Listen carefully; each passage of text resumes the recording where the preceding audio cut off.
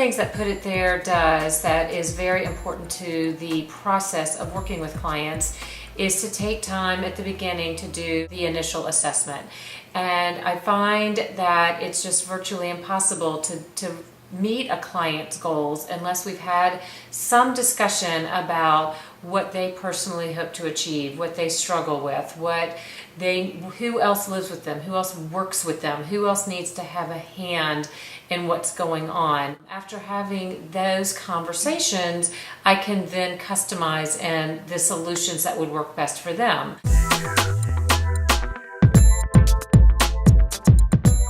I think we all know how to do these things. Sometimes it's just getting started, or sometimes it's just, for me, I don't like doing this, I don't like organizing by myself. I feel lonely. And so it's nice when Michelle's there, and we both work really hard, especially Michelle. I have somebody working with me. It's collaborative. It's not like I'm doing this myself. I have a support system. It has been a very easy, relaxed environment. I like feeling like I can ask whatever questions I need to ask. I think that's one of the nice things about Michelle is she recognizes that each of us are unique in how we like things done and what makes us feel good about our space. It really helps to have someone who's patient and low pressure and can connect with someone. Okay, so here we have what is often the hub of somebody's home. It's the kitchen desk area. And while it's not glaringly bad, she's got a great start to some neat systems. We've got some binders, we've got some bins, we've got some magazine type holders. We've got a really good start. The client has expressed to me that it's just not working. Not only does she run her household from here, but she's a mom, she's a volunteer, she has her own business. There's a lot that needs to happen in this pretty small space, actually. We also have the artwork, which can be inspiring to some, but it also can be very distracting.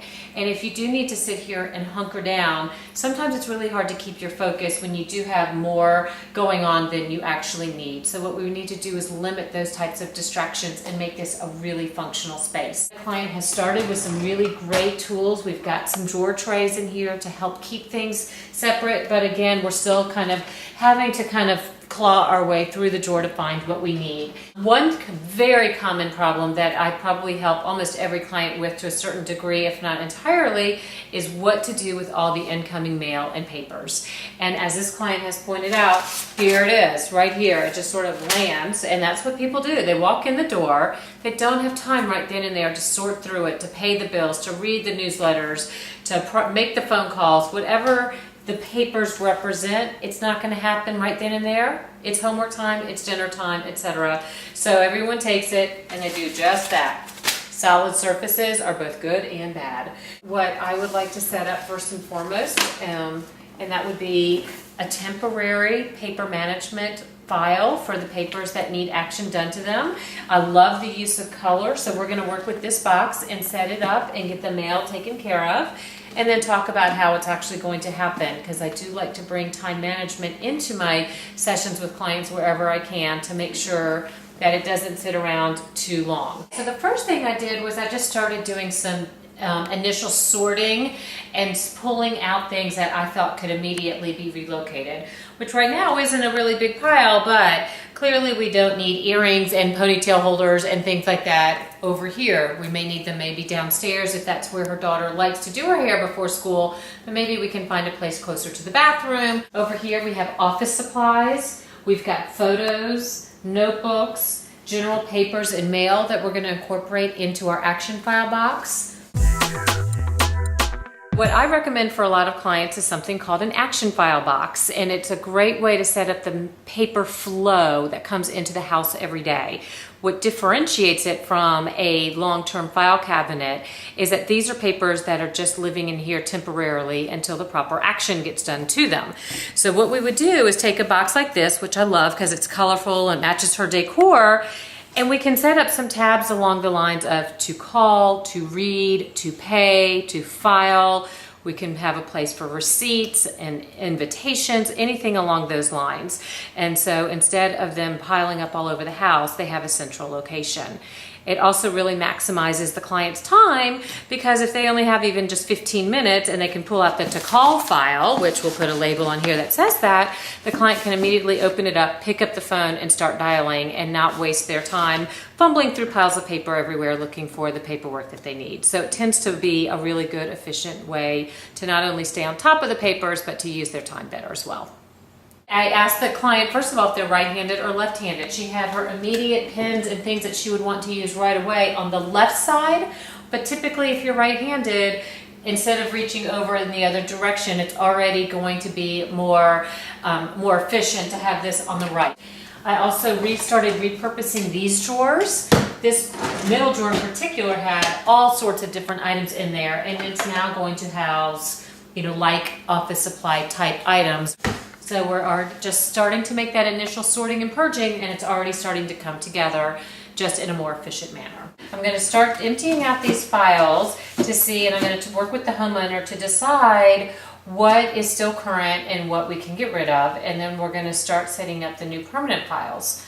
Now, one item has already come up in discussion while talking with the homeowner. She found old wedding invitations. Well, that's not something that you want to just throw away. It is indeed something that's special, and everybody has special items. As we come across items that are sentimental or special, we know that those can comfortably live in the keepsake boxes.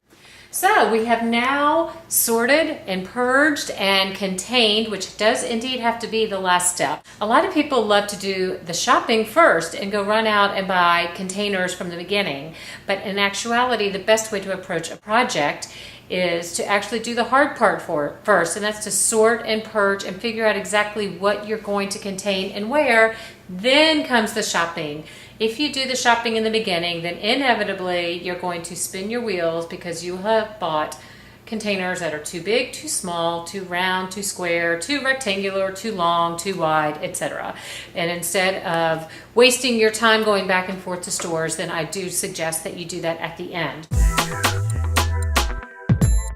One thing that's really nice is that she uses what you have. I always joke about Michelle when she comes in. She goes, I go, I need boxes. And she goes, no, you have boxes. And people who have trouble organizing, we have no trouble buying organization supplies. This is not a problem for us. Now, finding our organizational supplies can be a challenge, but I have plenty of boxes, I have plenty of labels, I have plenty of folders, and I have plenty of trash bags. So we've now taken all of the technology, which a lot of homes now have the technology issue. We've got chargers, the iPod stuff, and USB cords all labeled and sorted into these bins. We've used these set of bins for just stamps and address labels and paper, and we actually ended up with an empty one. And then we've got a bin that we're going to use to store cameras, so they're right here, because we do have a client who likes to have access to her camera at all times. And then I also have two different bins that we're using here as well to represent the projects that she's working on. We've got projects to do and projects that are in process, because she always has lots of those going on. I'm going to actually switch these to break up the color a little bit. And here we are, with a nice new tidy space and even an entire cabinet empty.